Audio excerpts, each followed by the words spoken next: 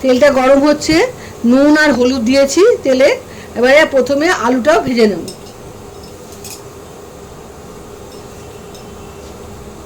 মাঝারি মাপের আলু কেটেছি, এটাকে একটু লাল লাল করে ভাজতে হবে।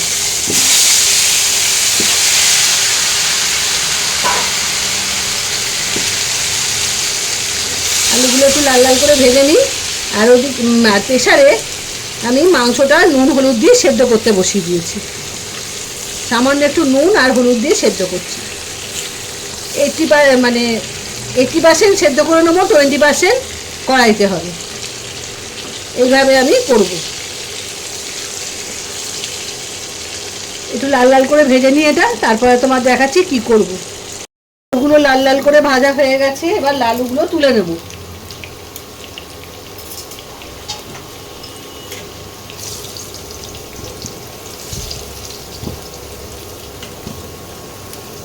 মানে এই তেলের মধ্যে পেঁয়াজগুলো আমি ভেজে নেব।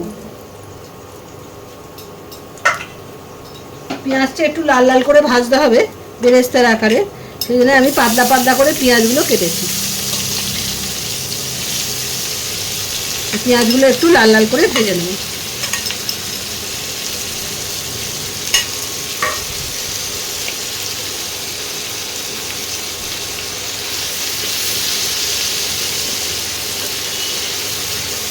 নুন যেহেতু দেওয়া আছে, তাড়াতাড়ি পেঁয়াজটা ভাজাও হয়ে যাবে। একটু পেঁয়াজটা ভেজে নিই, তারপরে রান্নাটা স্টার্ট করব। এদিকে মাংসটাও প্রেসারে সেদ্ধ হয়ে গেছে, 80% সেদ্ধ করে নিয়েছি, ওটা আর তোমাদের দেখালাম না।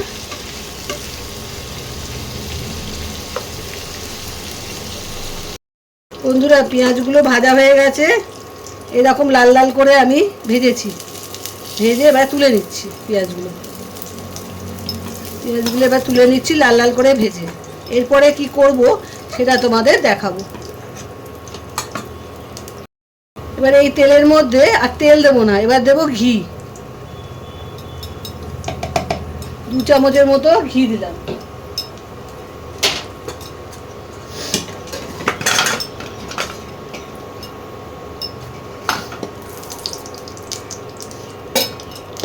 পেঁয়াজগুলো রয়ে গেছে। এবারে এটা ঘিটা গরম হচ্ছে, এই ঘিয়ের মধ্যে প্রথমে ফোড়ন দিতে হবে। গরম হয়ে গেছে, এর মধ্যে আমি দিচ্ছি গোটা জিরে আর গোটা গরম মশলা, এলাচ, লবঙ্গ আর দারচিনি। একটু নাড়িয়ে নেব,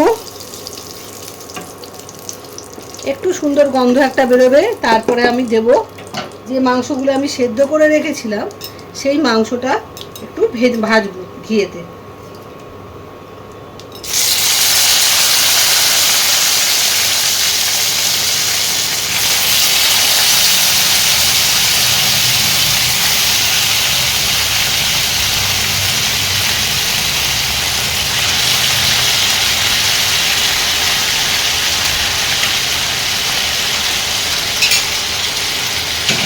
এখানে 500 মাংস আছে।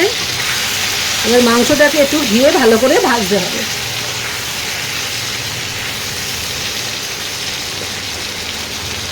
আর এর মধ্যে সুন্দর একটা কালার আসবে বলে একটুখানি কাশ্মীরি লঙ্কার গুঁড়ো দিতে হবে।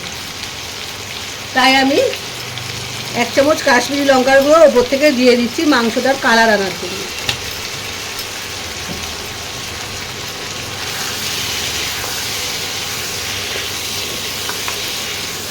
দেখো কি সুন্দর কালার আসছে মাংসটা।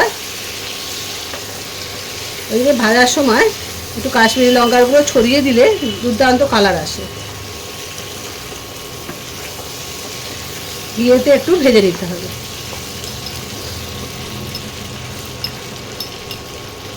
একটু ভেজে নিই, তারপরে আবার কি করব তোমাদের দেখাচ্ছি। ভাজা হয়ে গেছে, এবারে আমি আস্তে আস্তে তুলে নিচ্ছি মাংসগুলোকে।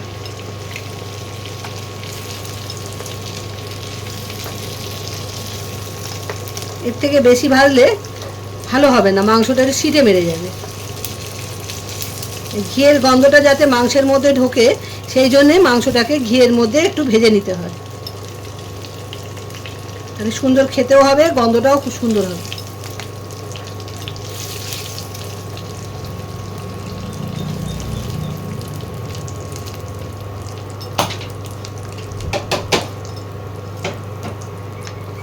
এবারে এই তেলের মধ্যে দিয়ে দেবো টমেটো বাটা।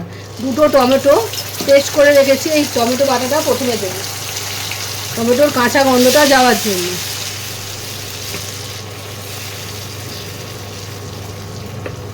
এর মধ্যে দিয়ে দেবো আদা রসুনের পেস্ট। মাংসের আন্দাজ বুঝে এটা দেবে। আমি আদা রসুনের পেস্টটা দিয়ে দিলাম।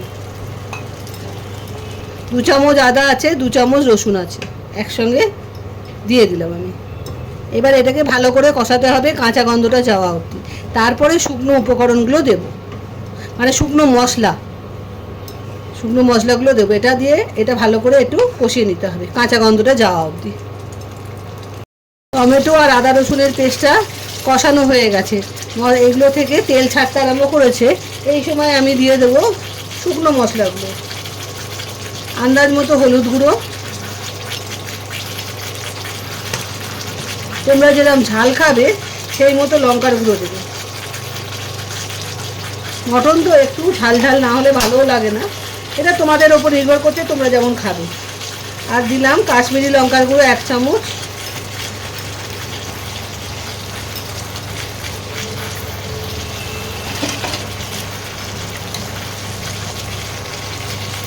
ধনে গুঁড়ো 1 চামচ।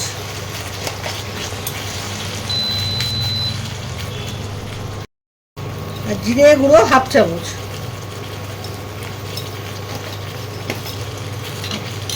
আর স্বাদ মতো নুন। আগে যখন মাংসটা সেদ্ধ করেছিলাম তখন অল্প নুন দিয়েছিলাম বলে এখন নুনটা কিন্তু বুঝে দিতে হবে, বেশি না হয়ে যায়। এইবারে ভালো করে আবার কষাতে হবে।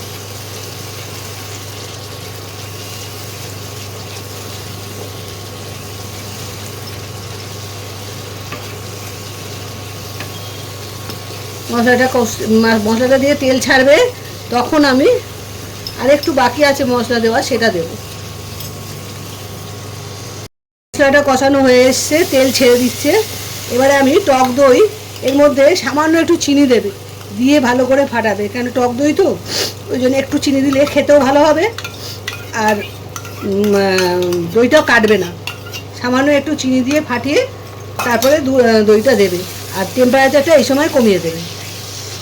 এবার দইটা দিয়ে ভালো করে কষাতে হবে।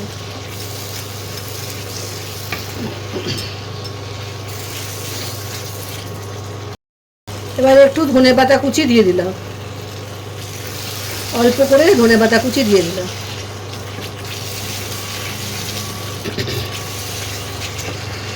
এইবারে ভাজা মটনগুলো এবার আস্তে আস্তে দিয়ে দিলাম।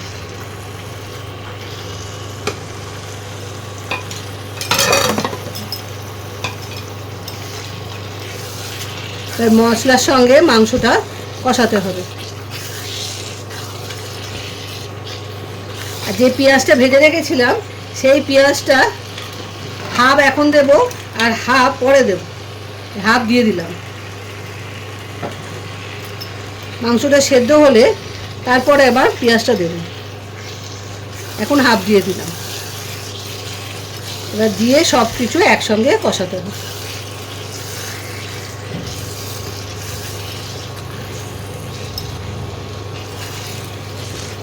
একটু ধৈর্য ধরে করতে হবে, তাহলে খেতে খুব ভালো হবে। আর এই মাংসটায় কিন্তু আলাদা কোনো জল পড়বে না, মাংস সেদ্ধ যে জলটা আছে সেই জলটায় সেদ্ধ হয়ে যায়, মাংসটা তো মানে রেডি হবে। একটু কষিয়ে নিই। মাংসটা কষানো হয়ে গেছে, এবার যে স্টকটা আছে এবার স্টকটা আমি দিয়ে দেবো।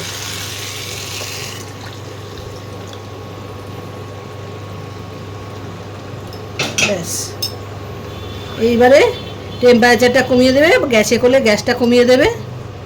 আর আলুগুলো এখন ছেড়ে দিতে হবে, নাহলে আলুগুলো সেদ্ধ হবে না।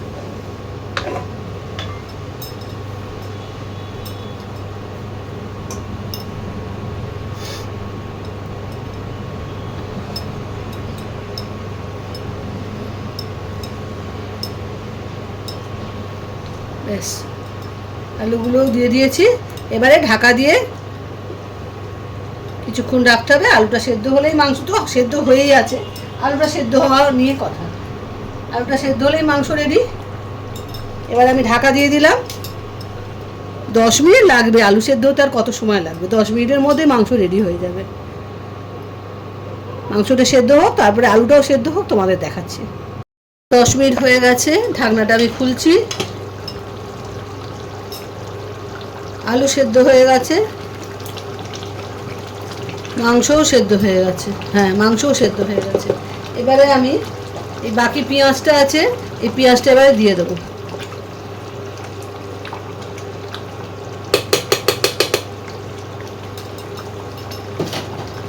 ভালো করে মিশিয়ে দেবো পেঁয়াজটা।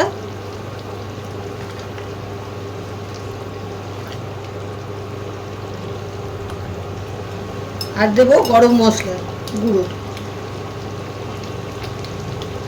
1 চামচ গরম মশলার গুঁড়ো। এটাকেও ভালো করে মিশিয়ে নিতে হবে। এই রান্নাটাতে না বাদামের কোনো কিছু দিইনি, পোস্ত দিইনি, চালমগজ দিইনি, শুধু ঘি দিয়েছি। কেননা মাংস একভাবে করলে খেতে ভালো লাগে না, একটু চেঞ্জ আনতে গেলে একটু কিছু তো পাল্টাতে হবে, তাই ঘিটা দিয়েছি। একবার করে খেও, কোনো অসুবিধা হয় না, এইটুকু ঘিতে কিচ্ছু এসে যাবে না। একটু তো পাল্টে খাওয়া যাবে, একভাবে খেতে পারা যায় না, তাই একটু ঘি দিয়ে করলাম। মাংসটা এবারে ঢেলে ফেলবো। মাংসটা কমপ্লিট। একটু ঢাকা দিই গরম মশলার গন্ধটার জন্য, একটু ফুটুক, 1 মিনিটও লাগবে না, তার আগেই নিভিয়ে দেবো আর ঢেলে ফেলবো। ঢেলে নিয়ে তোমাদের দেখাবো। ব্যাস, এবারে ইন্ডাকশানটা আমি বন্ধ করে দিচ্ছি। এবারে ঢালবো, ঢেলে নিয়ে তোমাদের দেখাচ্ছি কেমন লাগছে দেখতে। বাটিতে ঢেলে ফেলেছি মটনের এই প্রিপারেশনটা। তোমরা অতি অবশ্যই একবার অন্তত করে খেলেই বুঝতে পারবে কেমন খেতে লাগছে। পুরো ভিডিওটা মন দিয়ে একটু দেখে নিলেই পারবে। আর খেয়ে আমাকে অতি অবশ্যই জানিও কেমন লাগলো তোমাদের এই মটনের এই প্রিপারেশনটা। আমি বাড়িতে করি, তাই তোমাদের সঙ্গে শেয়ার করলাম। আর তোমরা খেয়েও তোমার বন্ধুদের সঙ্গে শেয়ার করো। আর মধুস কিচেনকে একটা সাবস্ক্রাইব করে দিও। আর ফেসবুক থেকে যদি যারা দেখবে তারা একটু ফলো করে দিও। ব্যাস, তোমাদের কাছ দিয়ে আর কি চাইবো বলো, একটু ভালোবাসা, আর কিছু না। আর কেমন লাগছে অতি অবশ্যই জানিও। আজ তাহলে আসি, বাই বাই।